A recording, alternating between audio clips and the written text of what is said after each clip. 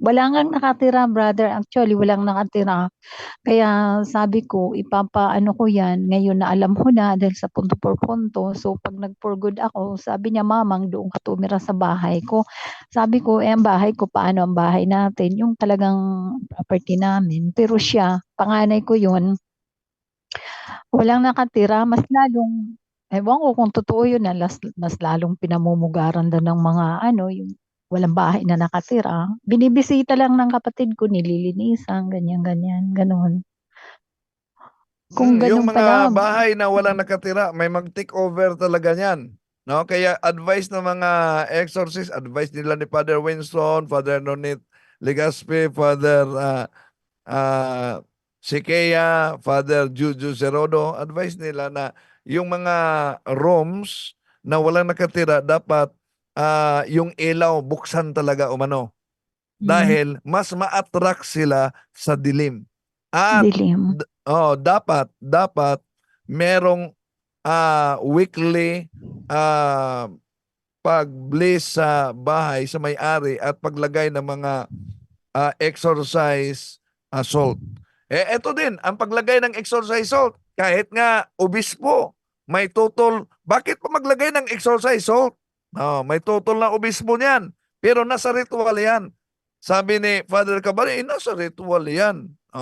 So, mas mabuti na kung wala man kayong exorcist, makiusap kayo sa parish priest na pwede ba kung meron kayong ah, aklat ni Father Sikea, yun Meron po ang ako niyan, brother. ipagamit ninyo sa parish priest. Mm, okay, salamat. Salamat uli sa pagkakataon at naka-join uli ako. Salamat sa sagot, brother You're Wendell. Salamat welcome. sa lahat-lahat. Salamat. Bye-bye. Ayun. Bro Aljan, Brother Jad. wala kang mic. Wala kang mic, bro. Sound check. Wait. Ayan, okay na. May tanong lang dito isa, bro. Kay Bro Angel. May nagtanong lang dito, Bro Angel, sa'yo. Galing kay Sunday Miel. Good evening, Bro Angel Santos. Pwede magtanong ka sa Japan. Ano yun? Nagtanong dito, bro, si Sandy Miel.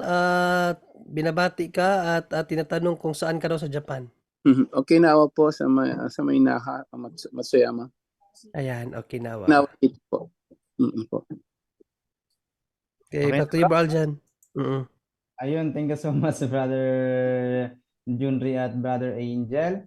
At dako na agad tayo no kay Brother Junri, papasok daw pala ngayon si Michael Babia magtatanong daw po. At dakto agad tayo kay Brother Cristita. Brother, sister pala, Sister Cristita, so mute po. Hello, Naanto kasi ako. good evening po Yes, good kay evening po. Brad Wendell po. Suki, go ahead po. Hindi ko makita yun. Brad Wendell, tanong ko po Brad Wendell, parang nakikita niyo pa ito Divine Mercy po. Kita. Brad Wendell, ito po ay 5D image po. Narinig ko kasi sa talk ni Father Darwin, narinig ko kay Brad Caloy, sabi niya, isang magandang image. Nung nag-deliverance kasi siya sa bahay, nakita niyang isang magandang image ng Divine Mercy na kung saan siya titingin ay tumitingin ang image.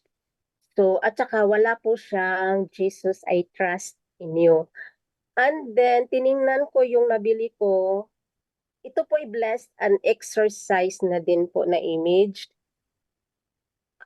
Feeling ko ito Okay. yung tinutukoy niya. 5D image po ito, Brad Wendell. Okay. So kinuha ko kasi sabi niya kunin niyo po yun, hindi yun ang ng simbahan na kung saan ka titingin yung image, hindi ho ganoon. Possible, may tendency po sabi ni Brad Kiloy na mapupukusiso kayo. So dapat tanggalin niyo po yung ganyan. So ano hong gagawin ko? Tinatanggal ko po siya. Nasa Okay. nasa sala po siya nilagay. Kapatid, kung ang naturang religious IT o yung sacramental na yan ay na-bless na at na-exercise, wala na yung problema. Pwede niyang gamitin. Maliban lang kung galing yan sa albularyo o kaya sa mga occult. So, pag na-bless na yan at na-exercise pa, wala na yung problema. Okay. Kasi wala siyang Jesus, I trust in you. From China, sabi daw niya, from China daw ito. So, nilagay ko lang siya sa sala. So, okay na po ito. Kahit walang Jesus, I Okay na yan, kapatid, dahil na-bless at na-exercise na yan. Okay. And then, may iba pa po akong ipapakitang Brad Windel, ito po ay kanang miraculous medal. Ang tanong ko po, okay lang po ba yung ganitong ito nakikita niyo po. Yung ganitong niya, Mm. parang nakaano siya, gold siya, pero hindi siya katulad ng iba na talagang klaro-klaro yung ah, hindi, wala siyang parang nasa inside siya. So okay lang po ba yung ganito? Okay na yan, kapatid. Walang problema yan. Okay. And then, Na-bless na ba yan? bless and exercise na din po. So walang Ito problema ay yan. rosary, and then okay lang po ba yung ganito? Colored, may green din siya yung niya, green yung niya, yung cross niya. Walang problema yan. Dahil sa sa ating liturgical color, yung green ay simbolo ng buhay. And then ito po, okay lang po ba yung shape ng niya, ano ba yung nakikita ito? Ah, Shape ng niya, yung cross niya, parang may flower, ano ba yan? walang problema yan, kapatid. Walang problema. Basta ito lang, sa discernment of mystical phenomenon, basta di lang galing o ibinigay sa albularyo o kaya'y galing sa occultism, okay ra yan. Brad Wendell, okay lang po ba, ako po yung nag-practice ng cares, and then pwede sa harap ng Blessed Sacrament, self-deliverance po ako. Babasahin ko yung buong from the intercession of the Holy Spirit down to the cleansing prayer sa harap ho ng Blessed Sacrament. Maganda yan na ginagamit mo. Brad Mas Wendell, mabuti. ako po sasali sa sa online deliverance po ni Father nakalimutan ko yun. Ni Father, this Monday po, siya, Brother, nakalimutan ko. Okay lang po ba yun, Brad? Si Monsignor Rosete, may online siya. University pala. Monsignor Rosete. Oo. Exorcist yan. At may online deliverance siya. Okay lang po ba yun, Brad Wendell? And then if in case po, ako lang kasi yung nakapag-register. If in case may family member ako, pwede ko po pa siyang dalhin din para manood kami ng online deliverance niya dito sa amin. Pwede, pero yung kasama mo dapat din na nakakumpisal siya. Okay. And then last na lang po, Brad Wendell, 2021 pa yata ito or 2020, itong Holy Unexorcised Oil ko, expired na kasi siya. Dati kasi may ritual si Father Darwin. Yung ritual niya kasi doon is, dati ito, lagyan ang Holy Unexorcised Oil, lagyan siya nung Holy Unexorcised water na, and then lagyan yung oil. Dati ganun yung ritual niya. So expired na itong Holy Unexorcised Oil. Okay. Anong Kahit nag-expired na yung Holy Unexorcised Oil, hindi nag-expired yung blessing, no? Magamit pa rin ritual din. niya dati. Ha? Iba yung ritual ni Father Darwin dati. Anong Niya pala, iba ang ritual? pagkatapos ma-bless yung holy water, nagiging holy and exercise na yung water, oil, at saka salt. Nalagyan na rin yung water ng salt. Parang yung ritual niya is yung holy and exercised water, maglagay ng kunting-kunti doon sa Yun talaga ang procedure. Lagyan yun ng pala. yun talaga ang procedure na yung water, may bahagi yan sa ritual na lagyan ng kunting asin. And then nilagay din sa oil. Yung sa oil, di na yun lagyan ng asin. Yung water lang. Oh, yung water ilagay dun sa ano. So, ano lang, kaya lang, Father Brad Wendell, every time, kasi hinaharap ko sa altar yung ano ko, may bago akong Oh. ipapabless online. So, na-bless na rin yung nasa altar. So, yung bagong ipapabless, nilagay ko sa altar. So, yung buong ano ko, ina-bless, parang naulit-ulit ang blessing. Okay lang po ba yun? Kasi Oh, hinaharap ko yun. isa lang blessing, no? Isa lang blessing, sapat na 'yon, kapatid. No? Isang Mm. blessing. At gamitin mo para magamit talaga, lalo na yung holy and exorcise, oil, yung salt water, gamitin mo. Okay. Sige, sige. Maraming salamat po. Thank you po. Yun lang po. At saka Bro Aljan, may tanong lang dito, papasagot natin to. Pero bago yan, sabi ni Mersheli Liot, layo nyo pala sa Osaka at Nagoya, Brother Angel. Malayo ba kayo sa Nagoya, Brother Angel, at Osaka? Oo, napakalayo nun. At least, Napakalayo. So may tanong dito galing kay Santo Benedicto. Sabi niya, Bro John Ray, ask ko lang, ang outpouring of Holy Spirit at baptism of Holy Spirit ng charismatic ay pariho ba? Sino magsagot dito, Bro Angel? yun na nga, no? So, ginagawa yan eh. Although, halos lahat eh. Even Couples for Christ yata, yung baptism of the Holy Spirit. Ang ano ko diyan kasi, din sa charismatic, no? Even before. Pero, yun nga, inano ni Father Nonet Legaspi, ano? There's no certain at baptism of the Holy Spirit. Sabi niya, inaano niya yan. Pero, yung ano ni Pope Francis kasi, dahil si Pope Francis is a charismatic, ano siya, cardinal dati pa yan, may ano rin siya ng mga charismatic. Hanggang ngayon, pumupunta sa mga charismatic movement at minsan nga nagpapa-pray over pa si Pope Francis, no? May video nga ako, pinapray over. So, iba-ibang ano yan eh, no? Iba-iba kasi yung belief ng ano ngayon, na yun nga, sabi ni Father Nonet Legaspi, pinapanood natin yung ano, there's no such thing as baptism of the Holy Spirit kasi nabaptize na nga daw tayo. So, siguro pwede palitan ng invocation na lang. Ano ba yung invocation? Parang ngayon, yung Halina Espiritu Santo, di ba? Yung prayer natin. So, yung baptism of the Holy Spirit, hindi na, pero ginagawa yun with the, with the oversee of yung mismo spiritual director, mga bishop pa. Tanggap nila yan. So, hindi ko maano eh, kung hanggang ngayon ginagawa ng mga malalaking charismatic sa buong Pilipinas, sa buong mundo actually, yung baptism of the Holy Spirit. So, even Pope Francis, alam niya. At inano ko yan, ni-research ko talaga ano ba yung stand ng church. Pope Francis, tanggap niya yung mga ganyan at provided na turo pa rin na simbahan ang gagawin daw ng mga charismatic.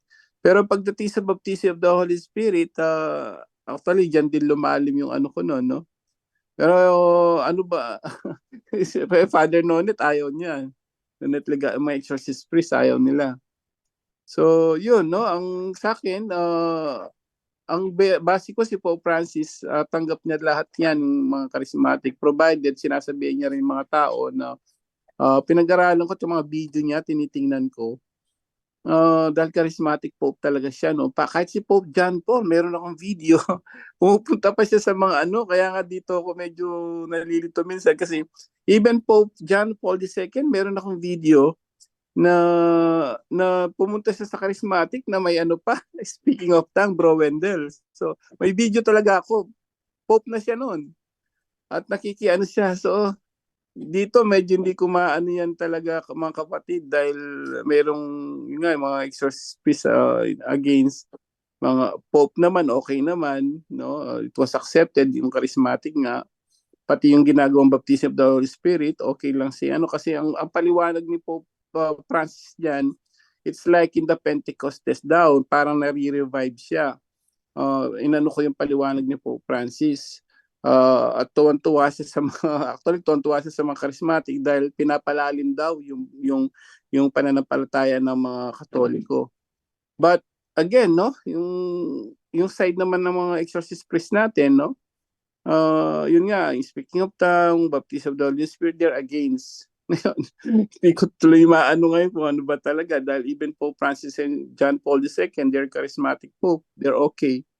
So hindi ko kahit i-research natin ano sila sabing. Bro Wendell, pakiano nga yung Ang Oo, ating mga Santo Papa, meron Mm. silang mga gabay din na mga dalubhasa, lalo na mga tinatawag na theologians. Halimbawa, isa sa mga ginagamit ng mga nagsuporta sa mediatrix, no? Yung apparition ng mediatrix, yung imahe ng mediatrix. Yung si Pope Francis sa pagpunta niya, humaharap sa imahe mismo ng mediatrix sa lipa. Kaya nga, tinanong ko yung isang theologian na exorcist, bakit gano'n? Ito ay ginagamit nila. Una, sa dami umano ng schedule ng Santo Papa, posible na di namalayan ang imahin na may deklarasyon na. So, yun. Yung kay Pope Francis na encouragement sa mga charismatic, ang renewal of the Holy Spirit, no, sa mga gifts natin. Dahil bawat isa sa atin sa pamamagitan ng Holy Spirit na natanggap natin sa kumpil ay nagbibigay niyan ng karisim. Iba't ibang karisim. Ang pangangaral ay isang karisim yan. At si Father Nonet Legaspi na nag-aaral diyan sa Vatican sa Discernment of Mystical Phenomenon, siya ang nagsagawa mismo ng malalim na pag-aaral, lalo na meron nga, kung nabasa mo, meron ngang pinag-aralan niya yung guidelines mismo na ginagamit sa charismatic at iba pang organization sa speaking in tongues, sa baptism of the Holy Spirit. Andon natukoy niya saan nagsimula ito. Kaya binanggit na nga niya na ang nagsimula ito sa Pentecostal na kinopya lang. At pinaliwanag pa niya, bakit yung Pentecostal meron silang baptism of the Holy Spirit? Dahil wala silang kumpil. Tayo may kumpil. Yon. Ang paliwanag niya. So ano ang recommendation niya? Sana ihinto na yan sa mga paring kilala niya na nag-encourage sa pagsagawa ng ganyan. Pero ang problema, kasi Bro Angel, kahit nga sa exorcism, dami pang mga obispo at kahit cardinal di maniniwala. Dami pang mga pare di maniniwala. Yun ang katotohanan. Yun nga, no? At saka, Bro Angel, hindi naman porket ang Pope kasi all embracing, but does not mean turo na yan ng simbahan. Hindi naman gano'n, no? May narinig ba tayo na sinabi ni Pope John Paul or ni Pope Francis na gawin ang baptism of the Holy Spirit? Wala naman eh. No? Yes, inano niya kasi nga mayroon kasing aral ng simbahan about nga dito sa yung itong pagkikipag sa mga yung bang ilapit sila ang simbahan kasi hindi naman agad kasi yan, hindi naman ang mga papa natin, hindi naman yan si FD kasi na pag nakitang mali tutuligsain agad. Hindi naman ganoon eh. No, inayaan nila na gawin nila yun, pero may paano diyan, nabasa ko sa nung ipinasa ni Pope John Paul II yung ano niya, yung about sa mga charismatic, yung kaniyang ah yung ano niya ang tawag diyan, yung Views? hindi yung ano, yung documents na pinahintulutan ni Pope John Paul II na i-renew ang kanilang ano, ang kanilang movement, charismatic Mm. movement. Pero ang Mm. nakalagay doon, dapat sumunod sila sa turo ng simbahan. Sumunod sa turo ng simbahan pa rin. O yun naman ang sinabi ni Pope John Paul II, hindi naman sinabi na ipagpatuloy niyo yung mayroon kayong baptism. Kasi baptism of the Holy Spirit, wala naman talaga yan sa apostolic tradition, kahit sa Bible, wala naman na mayroon baptism of fire. Wala mang wala akong narinig no na ano na baptism of the Holy Spirit, pero yun nga ang tanong kasi dito, Bro Wendell, ano daw, ask ko lang, ang outpouring of the Holy Spirit at baptism of the Holy Spirit ng charismatic ay pareho lang daw ba? Yung outpouring of the Holy Spirit at yung baptism of Holy Spirit, yun kasi ang tanong eh. Pareho ba yun, o Bro Wendell? Well, sinabi ni Father Nonet, ibalik natin yung pahayag ni Father Nonet, ang atin, sakramento, natanggap natin yung kumpel. Bakit ang Protestante meron silang tinatawag na baptism of the Holy Spirit, wala silang kumpel? Yung outpouring of the Holy Spirit na nangyari sa mga apostol, na nakapagsalita sila ng iba't ibang lengguwahe, no? Tayo'y nagiging kabahagi niyan sa pamamagitan ng pagtanggap natin sa sakramento ng kumpel. Kaya, kung balikan natin ang definition ng holiness, sanctified perfection, sanctified perfection is the excellent in grace and adornment of all virtues. Adornment of all virtues. Ano po ba yan? Excellent and grace, ibig sabihin, sa ating pagsisikap bilang mga nakatanggap ng binyag at kumpil sa simbahang Katoliko, nagdepende ang grasya natin sa pagsisikap nating mamuhay bilang banal. At susunod na dyan, ang adornment of all virtues. No?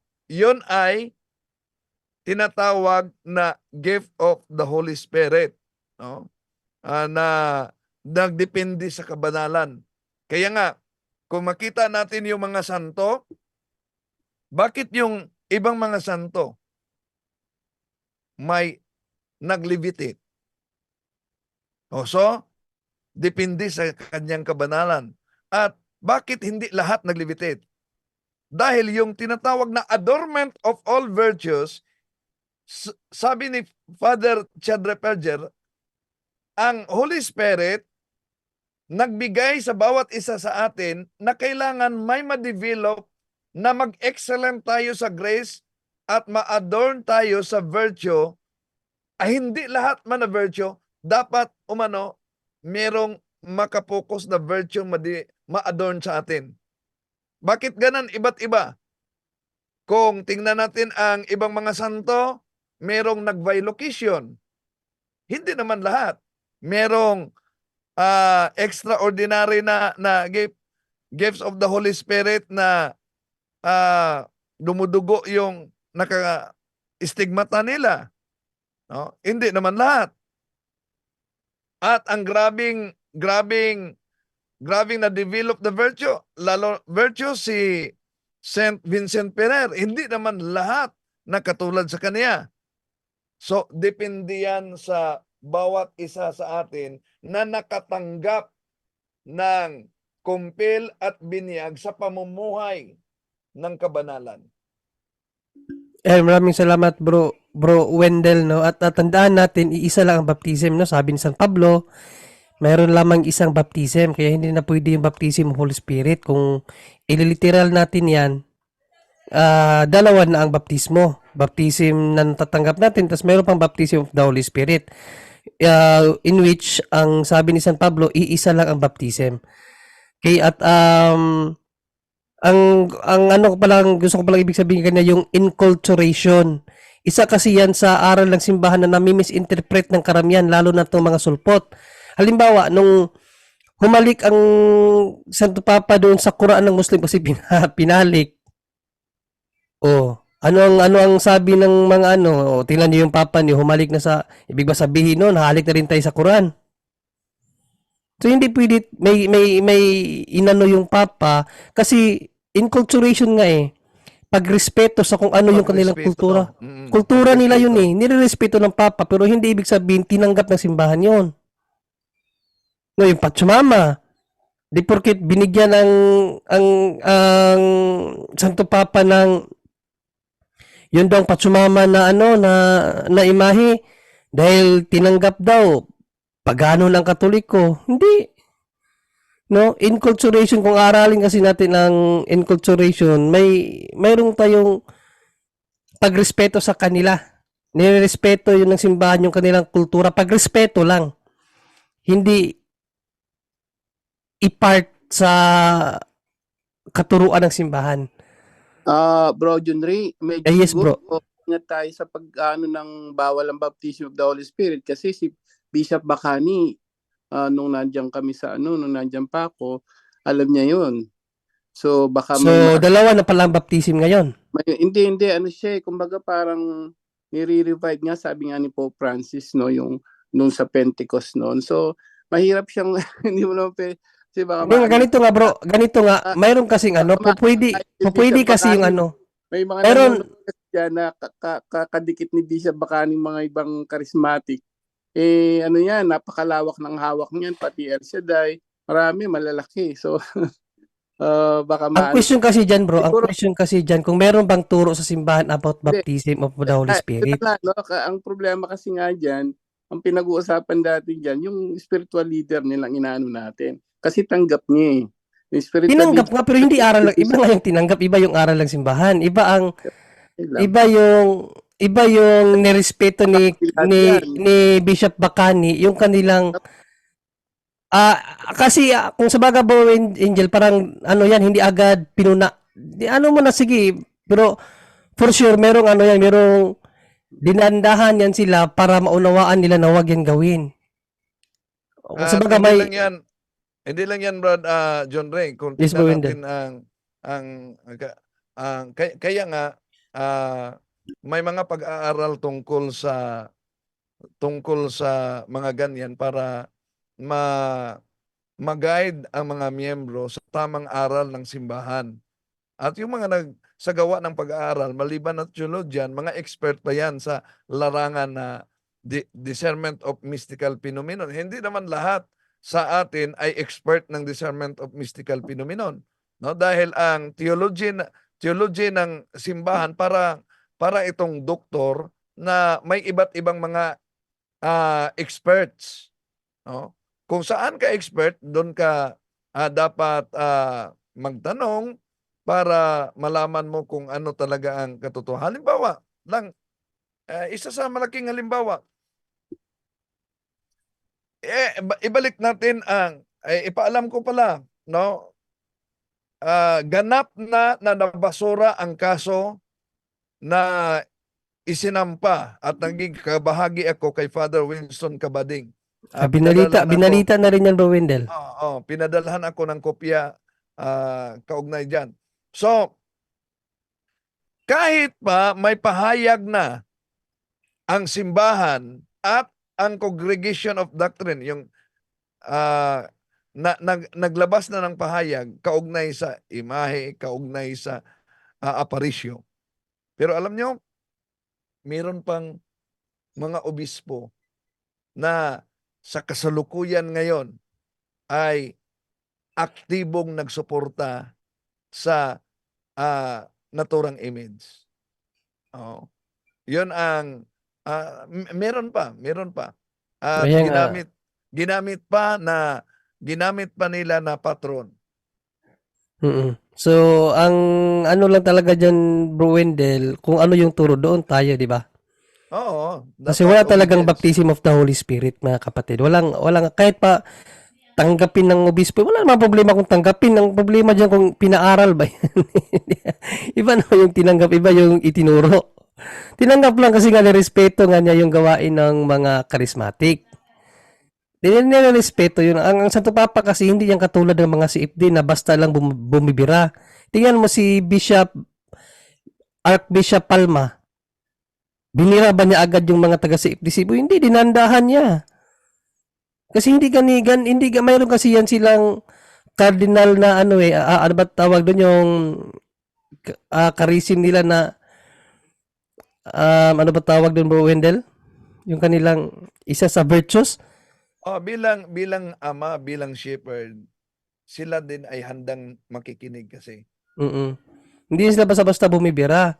Pero pag-aaralan natin ang turo ng simbahan talaga, there is only one baptism. Ba't may baptism of the Holy Spirit? No? Kung contradictory, hindi yan pwedeng maging tama ang dalawa kasi contradictory nga eh. Sa law of logic, contradictory is always talaga yan, wrong. Hindi pwedeng may dalawa kung iisa lang, no? Efeso 4:4 to 6, malinaw dyan, iisang Panginoon, iisang pananampalataya, iisang baptismo. Hindi na pwedeng may dalawa pa. Kung sabihin mo na mayroong baptism of the Holy Spirit kasi tinanggap ni Kwan yung ano ng mga ilan na pala ang baptism karon? Dalawa na. At hindi lang yan, nakikita ko kasi kahit leader sa naturang organization, nagsagawa siya ng blessing sa kanyang mga miyembro. Gamit yung pagpatong sa kamay. May nakita ako, di ko na lang pangalanan. No? Pero sa isip ko, hindi po ba yung ginagawa niya ay dapat gawain yan ng ordained minister. So, magiging usurpation of authority na yan. So, yun ang bali paglilinaw, no? Kapatid na Benedicto. At may isa pa dito, Bro Wendell. Sabi ni Pinagpala, pakitanong, halimbawa lang naman daw, sabi na halimbawa, bibili ako ng kondo sa Makati. Paano ko malaman kung yung building ay pinaduguan? Paano po ipa-deliverance ang kondo, Bro Wendell? Yun, yung mga building, posible talaga yung pinaduguan. Bakit? Nagiging kabahagi na ng mga engineers at mga engineers na magpadugo. Dahil may paniniwala sila. No? Kaya nga, yung nag-attend ako sa conference sa UST, may sinabi na yung isang building na pinaniwalaan nilang napaduguan kahit ipinagbabawal nila dahil yung engineer mismo ay naniniwala na ang pagpadugo para di madaling mabagsak yung kanyang project. So, di natin alam kung di natin yan itanong talaga na may nagawa bang padugo. Kaya, posible i-presume natin na may padugo, o break na lang. Pero ang ma-break diyan ay ang May-ari. yung kanyang pinag-aari, no? Mhm. Hindi yung buong may kaso kasi halimbawa, di ko lang ibanggit. May kaso kasi na yung isang demoniac possess, pag uwi sila sa kanilang compound, sa kanilang bahay na isang subdivision, doon siya inaatake. Grabe ang atake. Grabe. Kaya ang kanyang asawa ang nagdeliverance. Dinideliverance sa kanyang asawa. At ang demonyo na pumasok sa kanyang katawan ay open demon. Ano yung open demon? Meron kasing term ang exorcist, open demon and silent demon. Yung open demon, napaka madaldalin. Nagsasalita. Silent demon, walang salita yon. no? Pero delikado 'yon dahil may posibilidad na high rank na 'yon, lalo na pag di magsigaw. So, balik natin. Ang asawa ang nag-deliverance sa kanyang misis na napupusis at open demon. At ang sabi ng yung bahay na yan, na-bliss na exorcise na break na ang consecration. Pero nagsasalita yung demonyo. Sabi ng demonyo, kahit pa na-break na ang consecration ng bahay, kahit pa na na-bless na, basta uuwi kayo, aatakihin talaga siya. Bakit? Sabi ng demonyo, ang buong subdivision mismo ay pinaduguan ng dugo ng mga bata para madali umano na mabinta ang mga bahay. At ang nagpasagawa diyan, ang nagawa diyan ay ang may-ari. Kahit pa i-bless ng exorcist ang iyong bahay, ngunit ang lupa ay nanatiling consecrated.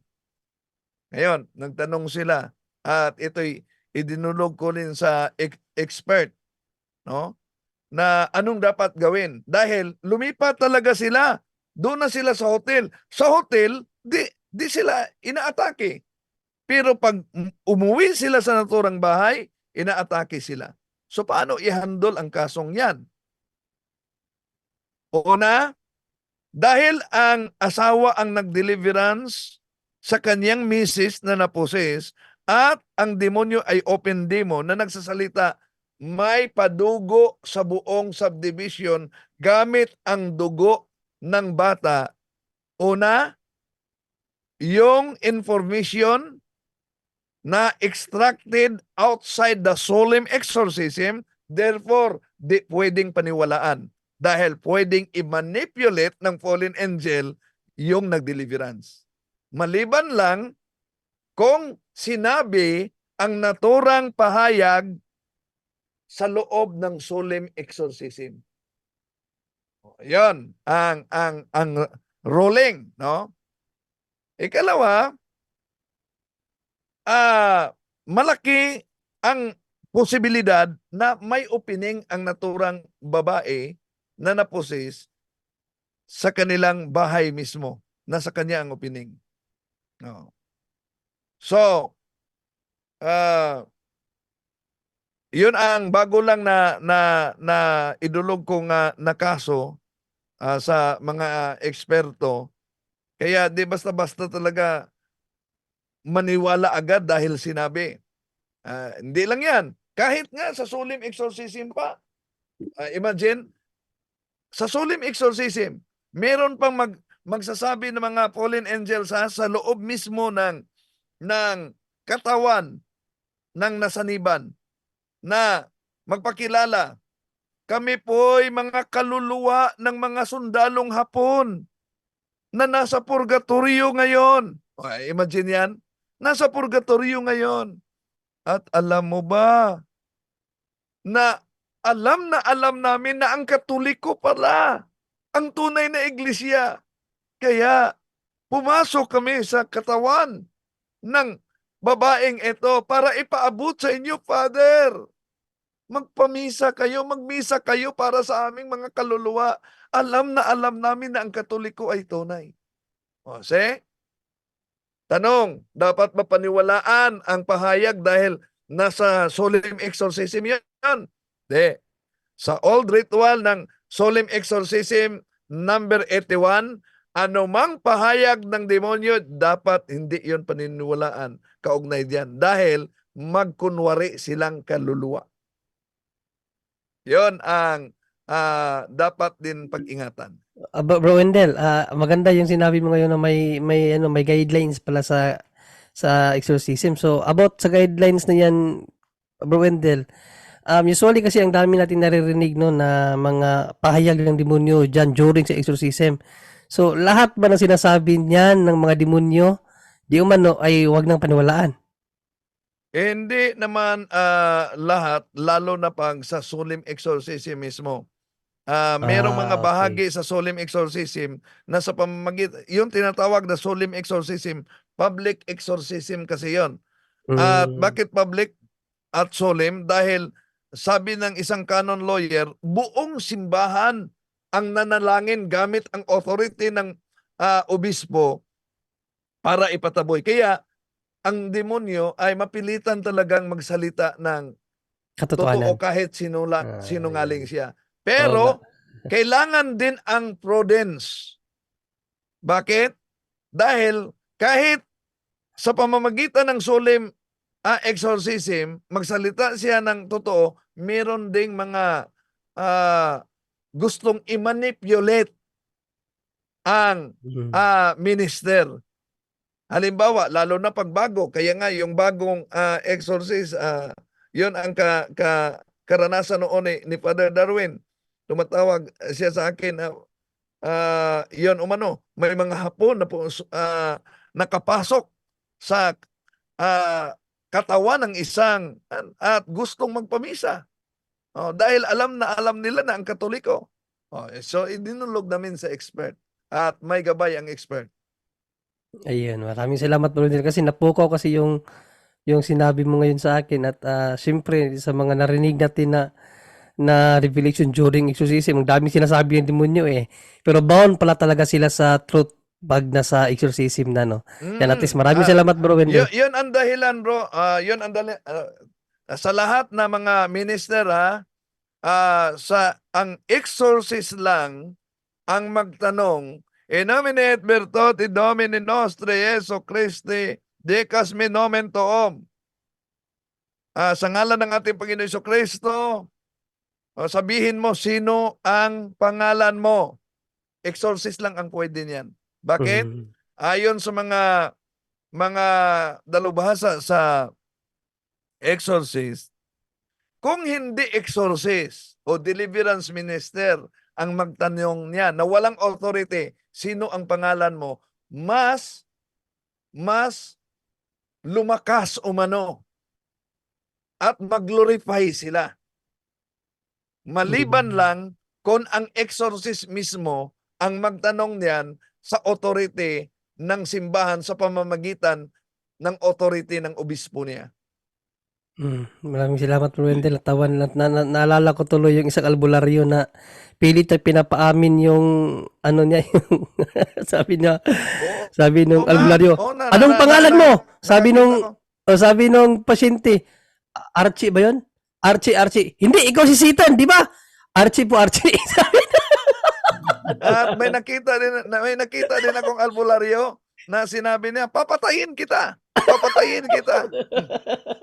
Pinilit eh. Naalala ko lang yun, bro. At least Bro Wendell, maraming salamat at nalinawan ako, no? Kasi nga, isa din yung sa tumatakbo sa isip ko, paano? Sabi kasi, sinungaling ang demonyo, kaya hindi dapat paniwalaan. At least yun, naliwanagan na ako. Maraming salamat Bro Wendell. At isa pa Bro Aljan, dito kay Juna Briones Bromeo. Sabi dito, Hello. Bro John Ray. ay Bro Aljan, yes. Wait lang kasi kanina pa ito naghihintay ito nasa WhatsApp. Isa lang to bro, saglit lang to kay Bro Angel. Nagtanong lang kay Bro Angel. Bro Angel, ano ang parish church nyo dyan sa Naha? Dito po kasi sa amin, Kuza Church. Dito po din ako sa Kinakagsuko, Okinawa. Ano daw yung church na dyan, Bro Angel?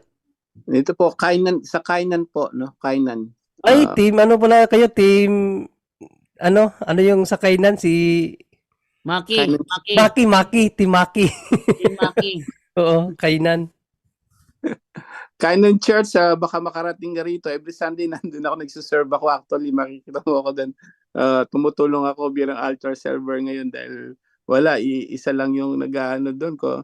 Ang dami nagsisimba kasi walang, alam mo, mga Hapon, kukunti kasi Katoliko. So, nung nakita kong mag-isa lang siya, so tumutulong ako doon every Sunday. So, kung makapasyal po kayo doon, makikita niyo ako doon. Ako rin humahawak ng cross, malaking cross sa aisle.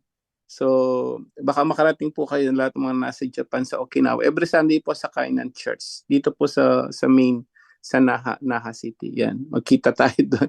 Ako po yung makikita yung malaking tao doon na nakahawak ng ano at tumutulong kay Father. Kasi walang masyadong Katoliko, isa lang sa Kristan. So mag-isa lang siya, tapos walang lay minister. Tumulong ako ngayon, tumutulong ako ilang buwan na nag-altar server ako doon. Tumutulong kay Father.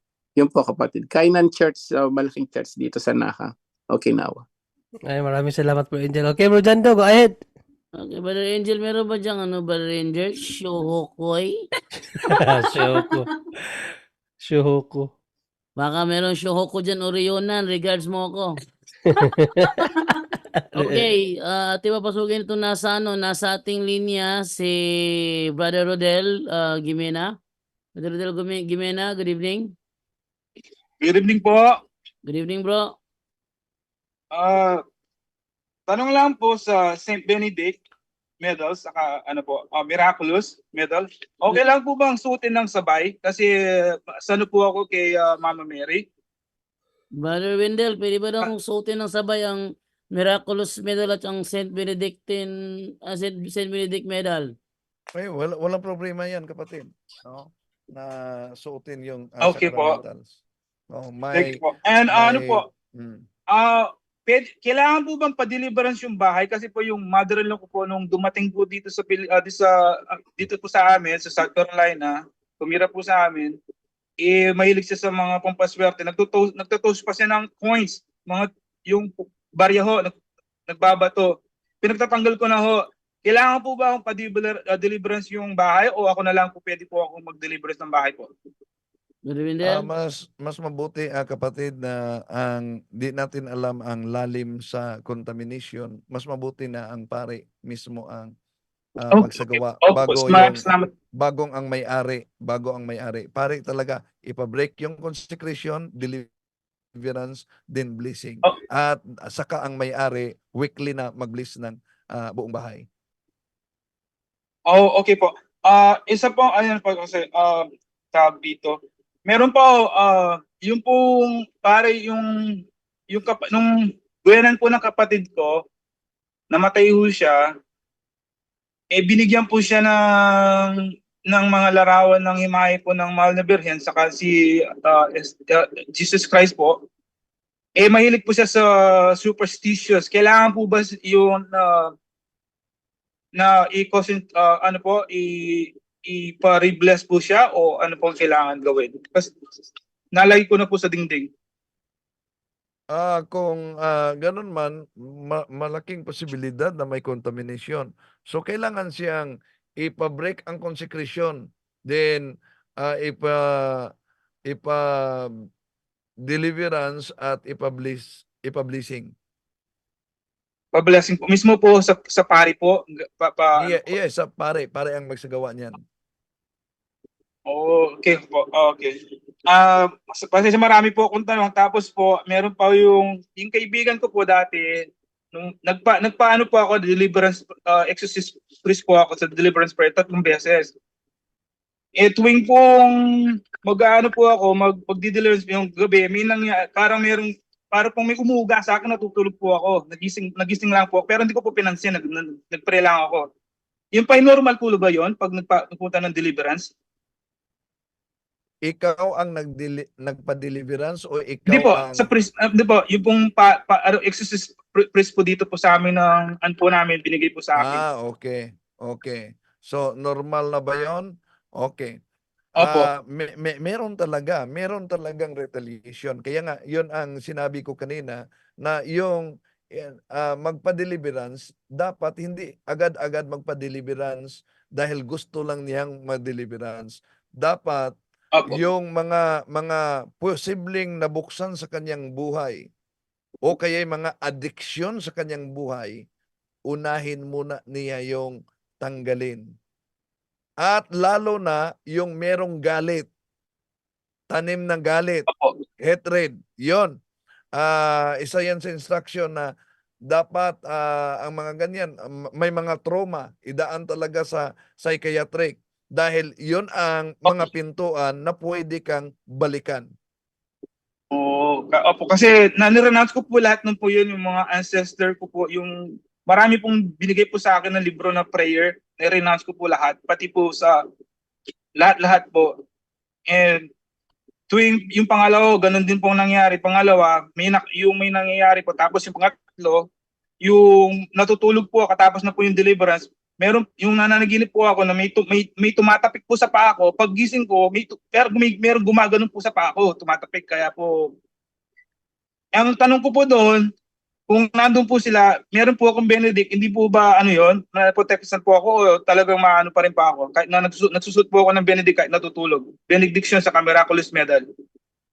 Well, kahit meron tayong mga sacramentals at may aversion sila sa sacramentals, pero pagsikapan pa rin nila na mangharas dahil ang kanilang isa sa mga taktika ay tatakutin nila ang tao. Pag ang tao ay matakot, sabi ni Father Jose Francisco Siquia, isa sa mga taktika ng demonyo ay tatakutin ka. At kung matakot ka, mas lalo ka nilang tatakutin pa. Oo, ganun po ba? Hindi naman po ako, nagpipray po. Pag nagigising po ako ng mga 3 o'clock ng umaga, nagpipray po ako ng yung regular prayer. Yun na po. Tapos po, yung kaibigan ko nung bata po kami, ang kababata ko, namatay ho siya sa cancer. Pareho kaming meron pong nagano sa amin, Spirit of the Coins. Nung araw po noon, pwede po ba siya maliligtas yung pagkamatay niya, yung pong ano po siya. Kasi po, yun po ang inaalala ko . Maliligtas po ba siya pag nagkopes siya sa pari? Kung ang tanong maliligtas ba siya, kapatid, nasa Diyos na yan. Opo. Opo, Nasa okay. Diyos ang desisyon yan. Dahil ang Diyos lang ang nakakaalam sa status ng kaluluwa niya. So kasi po yung wala principal tayong si kapangyarihan. Daniel Rehil, yung exorcist priest, sabi niya po na pag ano po yung pare na binlessing po siya, kahit na anong po raw, basta kahit di po siya makapagsalita, basta binlessing po ang priest, maliligtas po raw, diretso po raw sa langit. Kaya yun lang pong gusto kong i-confirm kung totoo po. Well, di pa tayo makasiguro kasi yan, kapatid. Bakit? Dahil may isang pagkakataon na si Father Saint Padre Pio tinanong ng isang babae, sabi niya, Father, yung asawa kong namatay, Father, ligtas ba yon? Sabi ni Father, hindi. Nasa impyerno siya. Bakit nasa impyerno siya? Bago siya namatay, anointing of the sick at nagkumpisal pa siya.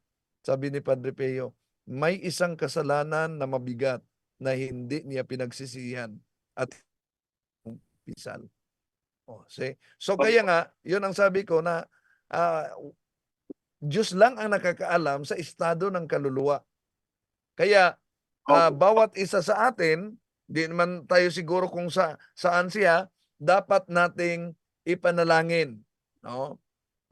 Yung mga kaibigan natin, ako nga, yung mga kilala kong mga pare, yung mga kasamang mga CFD, yung mga kaibigang madre, yung mga kasama ko sa Catholic Registration, yon araw-araw.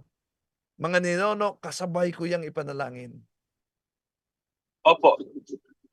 Maraming salamat po. Ano pa po? Dalawa na lang pong tanong. Yung po, natural lang po ba na, kasi po pag nananalangin po ako, nagmimisa po ako sa online mass, sa YouTube po. Pag nagpe-pray ako, tumatanggap po ako ng concentration sa yung tinuro niyo po, yung yakap pong ganon. Tapos po, pag sinasabi ko po yung si Mama Mary, yung pangalan po niya, lumalabas po sa, hindi, yung malinaw na malinaw po na nakikita ko sa harapan po. Natural lang po ba yan o third eye? Di ako makapagsabi na third eye na yon, maliban lang kung ma-diagnose ka properly. Opo, okay. Okay, Kaya eto lang kapatid, sana lang huwag kalimutan huwag kalimutan lang, unang Juan 4:1, huwag agad-agad maniniwala sa anumang espiritu. Maniniwala. Opo. Okay, salamat po doon. Isa na lang po, yung pong pagmamano po, kasi po sabi ni Father Rehil, pag daw may nagpe-prayer po sila, tapos hinahawakan siya, ayos siyang pahawak kasi po yung pag may mortal sin po ang tao, napupunta sa kanya yung mga mortal sin nila. Hindi po ba masama yun, lalo na pag nagmamano po, yung kaugalian po natin sa Pilipinas, yung pong nagmamano? Well, Di- di naman yun mapunta ang kasalanan kung nagmano lang. Sa Biblia kasi, kapatid, kung Opo. maalala mo, yung blessing ay pinag-aagawan yan diyan sa Biblia. Yeah? Sila si Isaac at Jacob, nag-aagawan sa blessing. Yeah? Oh. Yung blessing, pagmamano, ay pagbibigay blessing yan sa nagmano. Kaya, kailangan talaga may declaration, hindi lang ibigay yung kamay. May declaration talaga. God bless you. May God bless you. Okay. I-declare Okay po. talaga natin yan sa mga anak natin na magmano. Sa mga inaanak natin na magmano. May God bless Opo. you. Opo, okay. Kahit po na babae po siya na sinabi niya, God bless you po, okay lang po yun. Walang problema yon. Okay po, okay po. Marami pong salamat po sa inyo, lalo po sa inyo po. Mula po napanood ko kayo, sinumabaybay ko kayo lahat. Lalo si Brother Jam Do at sa kapatid na Angel. Kayo po lahat. Maraming po salamat sa tulong niyo. Thank you po. God bless po. Okay, Nasa trabaho maraming po ako ngayon. May salamat. meeting na ho kami. Maraming salamat, kapatid. Thank you. Opo, okay. Maraming salamat po. Thank you. Thank you, Brother John Do. Okay. Okay, bye-bye. Ingat po kayo. Okay, bye-bye. thank you, bro. Thank you, bro. Yun.